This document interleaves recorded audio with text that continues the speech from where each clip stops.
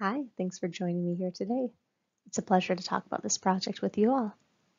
Today I'll be talking about the process by which a group of researchers developed and implemented the idea of health checks, letting one's emotional and mental wellness state shape their project priorities just as much as urgency and obligation, at a small scale in a community-centered interdisciplinary work environment.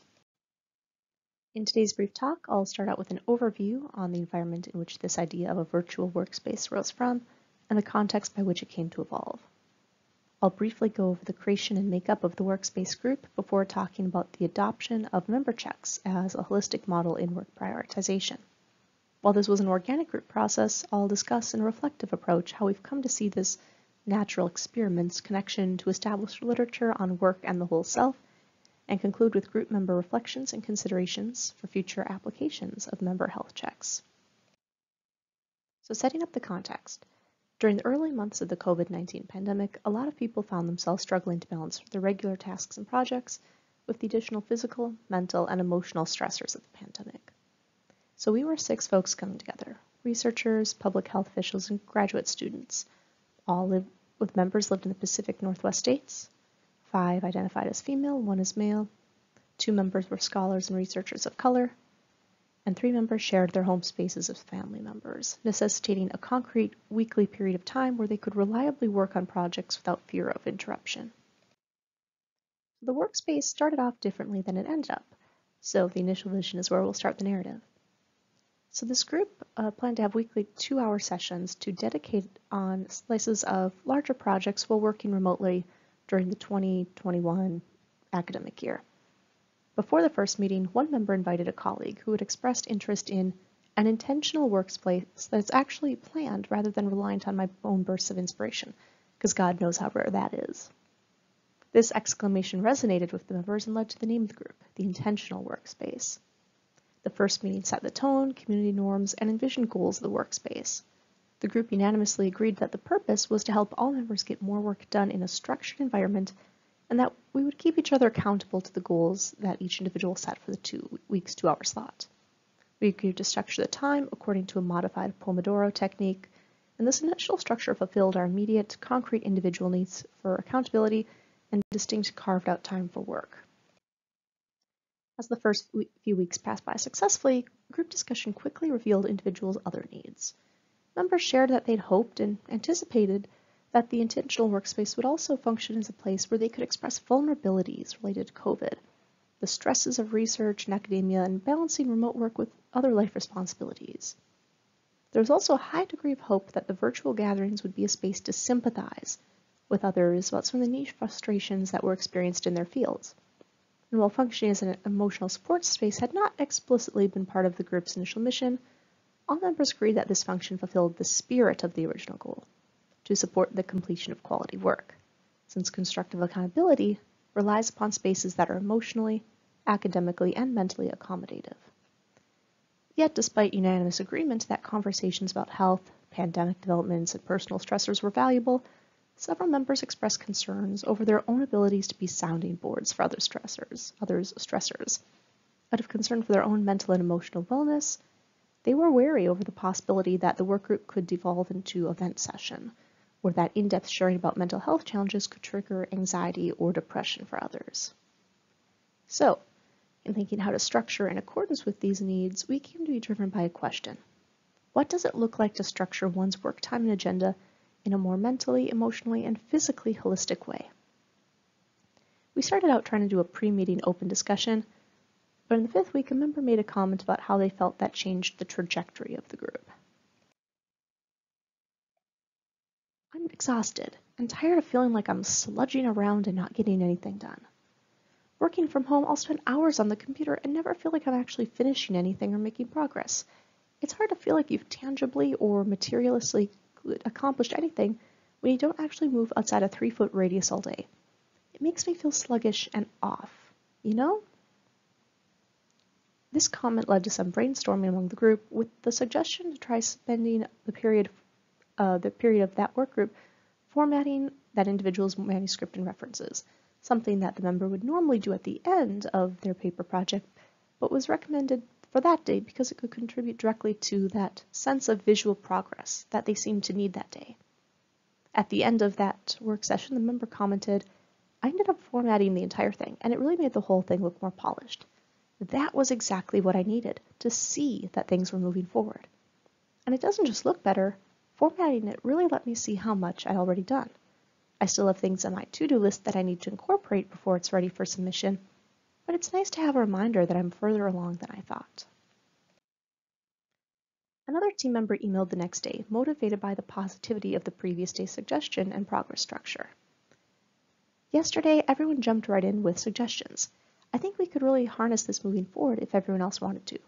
I'm envisioning a structure where we use how we're feeling to guide us, like how we use researcher checks with each other to get feedback on our methods and appropriate engagement with critical theory, but checks focused on our mental health and overall bandwidth.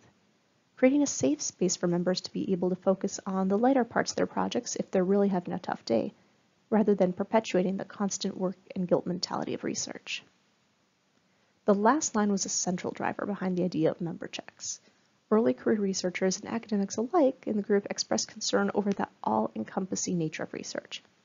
Everyone could recall numerous times where they'd felt compelled to spend time on a project while they were feeling physically or mentally unwell out of a sense of guilt or pressure, in line with that old mentality of publish or perish. The group was open to this premise and discussed further what it could mean. After in-depth, enthusiastic group conversation, we decided on a format and intent for our solution: the introduction of health checks. So the terminology was adopted from the phrase member checks, used in qualitative research to explore the credibility of data and analysis results. Data or analysis findings are presented to initial participants for them to check for accuracy with their actual lived experiences. The integration of health checks was designed to address the lack of a space to express and overcome barriers to work of any nature, physical, emotional, mental, that emerged from any sphere of life, given the perpetuation of research's production mentality. Members felt that it was one thing, albeit a positive thing, to give verbal support to a colleague who was struggling. It was another, potentially more substantial thing to validate their struggle and acknowledge that it could result in or even necessitate real adaptations to their work. Health checks as an experiment strove to transition from lip service to one potential way by which a group could practically support one another without placing too great emotional, physical, or mental burden on one another in an already trying time. So in terms of what this looked like, before the beginning of the workspace, members could share how they were feeling, with some potential prompts they could but weren't obligated to respond to. Of some here, we have number 2. How do I emotionally feel when I think about a given project? How do I physically feel about the prospect of transitioning onto that project? And number 4. If all of my deadlines were pushed back a week, what project would I be most excited to work on? So the first 3 prompts were initially developed by myself outside of group meetings, shared with the group for review and reflection, and the phrasing agreed upon during the next group meeting. The 4th and 5th prompts were developed at that same meeting through group collaboration. And subsequently, instead of members declaring what project they were going to work on, they could list several projects or tasks that they needed to accomplish, and other members could then suggest what task from among those could best respond to the individual's emotional and physical messages. And in formulating their responses and suggestions, other group members were encouraged to consider and frame their responses as if helping the original speaker answer one or more of the several questions from that second list, such as number 2.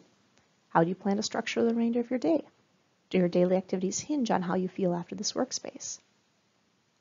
And then weekly meetings ended with a member-by-member evaluation or recap of how they felt the health-driven check-ins and member recommendations had gone. So in all the time since the workspace, I've used iterative reflection to look back at it as a space as a process, allowing increased time from the workspace to impart new insights and considerations of group successes and challenges from structured experimenting. The project has increased in value and importance for myself over time. Since the initial workspace, my work and professional position has shifted to place greater emphasis on methodological and reflexivity processes in the research journey, particularly for health services research. The idea of health checks as a form of member check draws from several bodies of accountability, somatic, and deep work literature. First, it inherently centers holism, or the whole self. Often people try to facilitate work by creating spaces separate from life. However, this kind of segregation is counter to the holistic idea of self. We can see this in the ways that emotion, mind, and body are all interconnected. Disturbances, success, or shifts in one sphere of life affect what we do and how we do it in the other spheres. For example, Lieberman, 2019, explains how procrastination is a misalignment of knowing what needs to be done, a negative emotion that keeps you from doing it. The mind may wish to complete a task, but the body responds to a trigger with an undesired series of sensations or responses. Even if you try undertaking a new work strategy, you might unconsciously react to and integrate those structures onto your pre-existing cognitive, emotional, or somatic levels. And that's where social support comes in.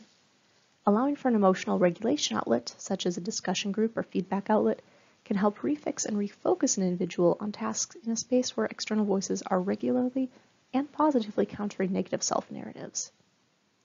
And finally, whole body principles support the practice of deep work. Opportunities to learn from the direction and suggestion of others helps us flex our deep work muscle in measured, manageable doses. Deep work doesn't come from a sense of obligation, it comes when there's meaning, and such meaning comes when work and self are aligned. Oftentimes, emotions and life developments are framed as distractions, the kinds of focus killers that are detriments to accomplishing deep work, but listening to them to guide what activities we engage in can facilitate deep work through positive mind-body feedback. So in closing here, I want to share reflections from some of the group members about their experiences implementing health checks. One member shared, upon completion of the workspace, "I'm not going to lie, the whole idea of body checks seemed crunchy, but I'm really glad we did it. There were some days I was tempted to cut back and not attend the group, but the thing that always stopped me was knowing that I wouldn't be judged if I didn't get a lot accomplished." Another member shared, "I applied the health checks to another group. There were some hiccups in getting people to really be honest about how they're feeling, not feeling like they have to power through or put on a happy face, but we've largely gotten over these humps. I think people feel more comfortable being human in front of other people." And these voices capture some of the main takeaways for others who might be interested in adopting such practices. To center holism, to reinforce a message of success as balance rather than as performance, and ideally within the starting process of establishing community norms. Ultimately, the integration of the experimental health check conversations allowed the personal to blend with professional in line with the principle common to qualitative research. The researcher is never fully separate from their researcher work. I'm glad I've had this chance to talk through this real-time pandemic experience with you all. Please let me know if you have any questions. Thank you.